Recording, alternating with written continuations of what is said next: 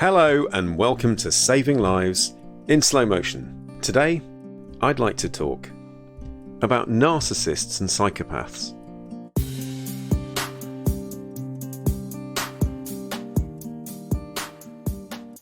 Now, I was at a dinner last night, a very special evening actually, in memory of Preeti Simpson, who was the sister of a very good friend of mine, and I was sat next to someone called Rob, who mentioned that he'd come across the word narcissist quite a lot recently in everyday conversation. And at our table, he just posed the question. He goes, well, what is a narcissist, really? And it got me thinking, because it is a word that's bandied around. And particularly because I've seen online some of the work of experts who are busy working in a world where people's lives are being destroyed because of either narcissist abuse, narcissistic behaviour, or someone who has narcissistic personality disorder. Now, they're not really all the same thing. And even I've had to really take a hard look at classifications and definitions to separate out what's what. So I guess the first thing with any word like narcissism, which is an ism, is that there's a sort of spectrum. You know, it's like the word hedonism or plagiarism. In its sort of loosest sense, it, for me, identifies someone that is essentially a bit self-obsessed and doesn't think about the needs of others. But that's very simplistic. And the root of the word comes from Narcissus, who in Greek mythology was so attractive that regardless of sex, everyone was attracted to him. And rumour has it that actually he rejected all advances and then fell in love with his own reflection in a lake. But I want to sort of think about how and when we hear it in modern times. So the person that springs to mind the most, two actually, that it's been used with recently, both from the world of politics, are Donald Trump and Boris Johnson. And if you think about their actions and behaviours, some of them could be classed as narcissistic, definitely thinking more about themselves than others. But I think the other thing that interests me is that my friends who are psychiatrists and psychologists say that with narcissism, there's an element of wearing a mask, that any kind of criticism is taken really badly, and beneath that veneer is someone who is deeply insecure and worried about their own self-worth, and they have to kind of puff themselves up to appear as though they're the greatest to the rest of the world. There is another type of narcissism which is called vulnerable or sometimes covert narcissism, as opposed to overt, which is the type I was just describing, who are very ebullient, if you like Trump and Johnson. So covert narcissism is harder to spot in a way, because these are really nice people who appear to be empathetic, but they're feeding their own need via that behaviour. So one commonality is the sensitivity to criticism, but also that you're more important than everyone else, that you are somehow special. And ultimately, this manipulation and exploitative nature of their behaviours. I think the nicest, because actually when you look online and when you read papers on this, it confused me more than it helped me. I want to kind of work out the difference between what I guess is true something that's pathological, which is narcissistic personality disorder, and the occasional narcissistic behaviour, which frankly most of us spot in a lot of people that we've come across or worked with or know in person. And the best explanation I've come across, I can't even remember where, is kind of a spectrum, I guess, like I was saying at the beginning about anything that ends in ism, where at one end you've got narcissistic personality disorder, which is a classification for a mental health condition that has certain features. It's quite interesting because In the DSM, which is the book that classifies mental health disorders, stands for the Diagnostic and Statistical Manual of Mental Health Disorders. No, actually, it's mental disorders. Apologies. But when you read that, it's fascinating because the kind of narrative is, it's someone who's grandiose, feels self-important, is preoccupied with fantasies of success and power, believes they're special, requires excessive admiration, has a sense of entitlement, is exploitative, lacks empathy, is envious. God, there's lots of E's there, aren't there? Shows arrogant, haughty behaviours and attitudes. I've worked with someone like that more than once. Does that make them a narcissist, or does that mean they have narcissistic personality disorder? Because nearly everyone you meet will say, oh, my sister's boyfriend's a bit of a narcissist, or so-and-so's ex-wife is a narcissist. They seem to be everywhere. I've got friends who go, well, the problem is that my sister-in-law and my dad are both narcissists. What do they mean by that?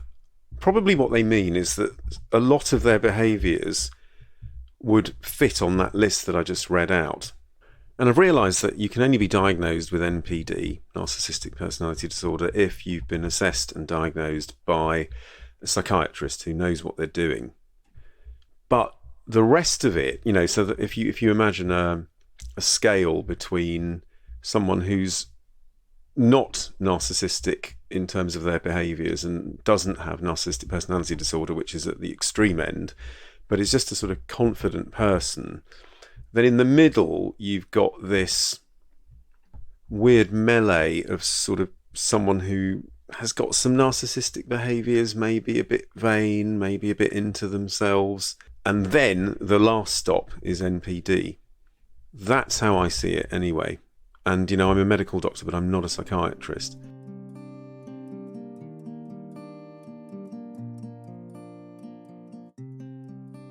What about psychopaths?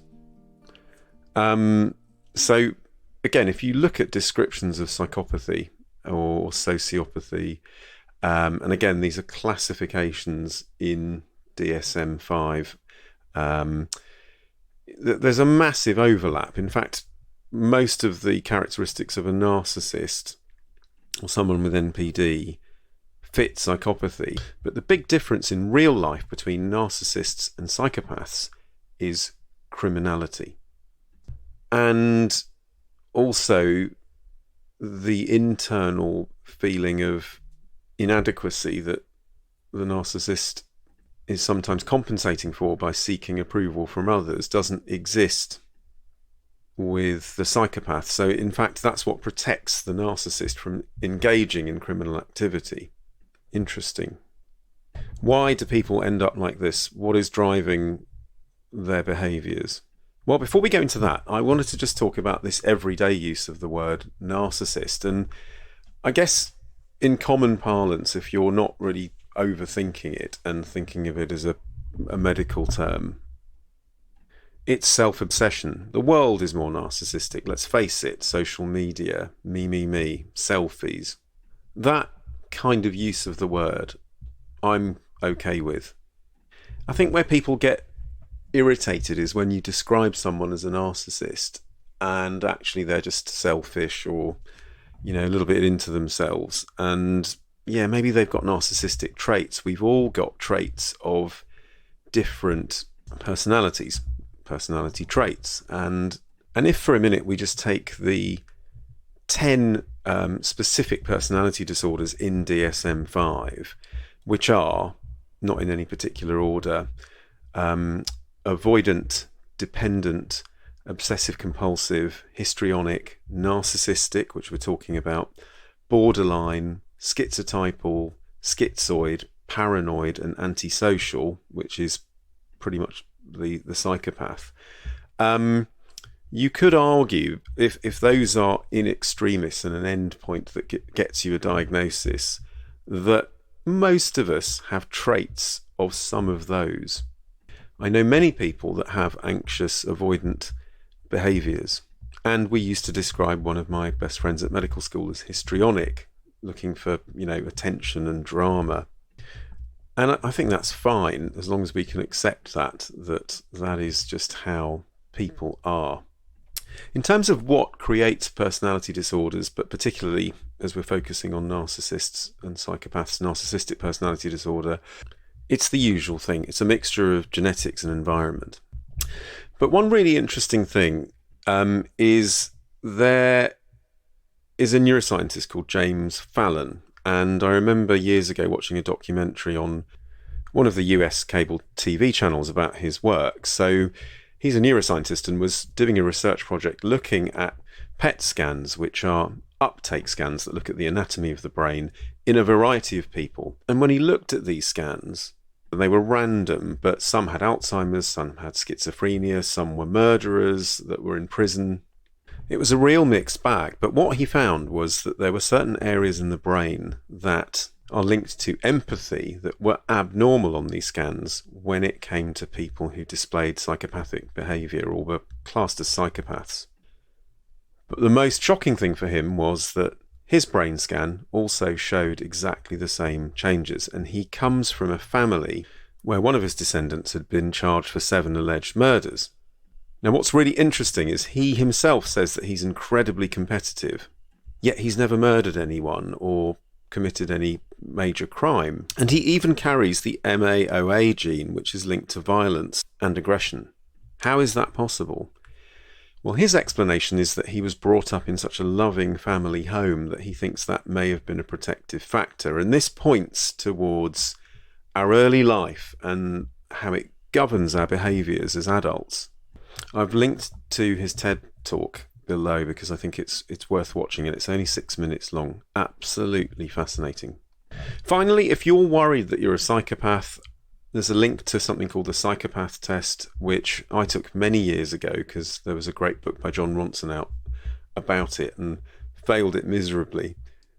And I think, just in terms of putting this all into context, that these words get bounded around, and I'm sure I've said it many times about people at work or people I've studied with or, people at medical school, or it's like, oh my God, he's a complete psycho. It's a terrible thing to say because it's not particularly nice, but these things come from behaviours and traits that people have. And I don't think anything's meant by it. A lot of my work colleagues often say to me they think I've got ADHD. They're probably right, but it's not quite the same as saying someone's narcissistic or psychopathic.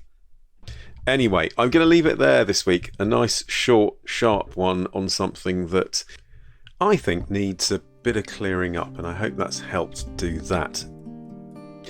Okay, that was it for this week on Saving Lives in Slow Motion. Do let me know if you want any particular topics. I've got so many suggestions. I am getting through them. That one I just had to do because it came up out of the blue last night and it was on my mind overnight.